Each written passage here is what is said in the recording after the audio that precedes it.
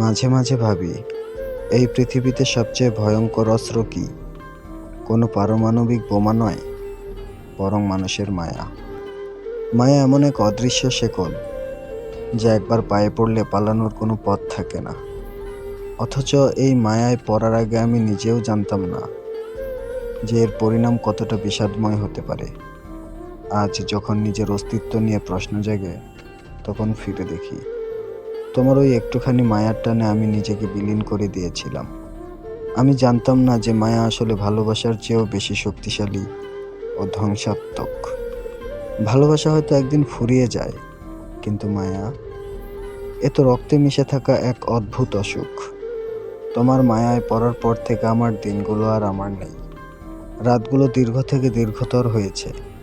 একটা সময় ছিল যখন তোমার একটু কথা বা এক চিলতে হাসি আমার পুরো পৃথিবীটা রঙিন করে দিত। কিন্তু আজ সেই একই স্মৃতিগুলো আমার গলায় ফাঁস হয়ে আটকে আছে। আমি এখন বুঝি মায়া কেন ভয়ঙ্কর। কারণ এটি মানুষকে তিলে তিলে শেষ করে দেয়, অথচ মানুষটির টেরও পায় না। মায়া হলো সেই বিষ, যা মিষ্টির আড়ালে কেউ তোমাকে খাইয়ে দেয়। যখন কাজ শুরু করে, তখন করার আর কিছুই থাকে না। আমি তো শুধু তোমার একটুখানি সান্নিধ্য চেয়েছিলাম, কিন্তু বিনিময়ে পেলাম এক জনমব্যাপী দীর্ঘশ্বাস। মানুষের মায়ার চেয়ে ভয়ঙ্কর আর কিছু নেই। এই ধ্রুব সত্যটা বোঝার জন্য আমাকে তোমার মায়ায় পড়তে হয়েছে।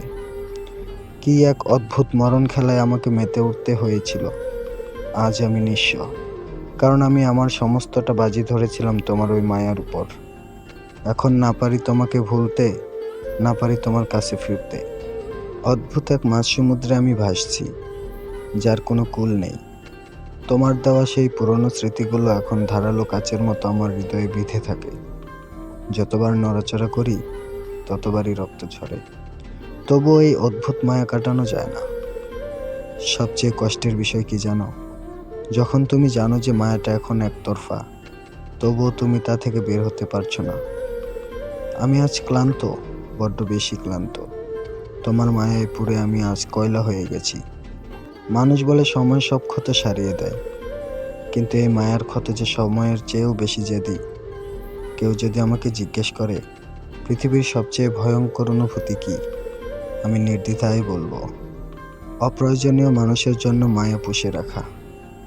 আমি নিজের অজান্তেই নিজেকে ধ্বংস করেছি। তোমার ওই মায়াবী চোখের দিকে তাকিয়ে আমি ভুলে গিয়েছিলাম যে আগুনের শিখা দেখতে সুন্দর হলেও তা পুড়িয়ে ছারখার করে দেওয়ার ক্ষমতা রাখে। আজ আমি পুড়ে ছাই, আর আমার এই ছাই হয়ে যাওয়ার পেছনে কারিগর শুধুই তোমার ওই ভয়ঙ্কর মায়া।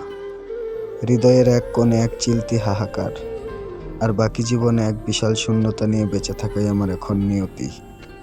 মায়া আসলেই বড্ড বেশি ভয়ঙ্কর, আর তার জীবন্ত প্রমাণ আমি নিজেই। তবুও বলবো, ভালো থেকো, সুখে থেকো, আমাকে ভুলে থেকো।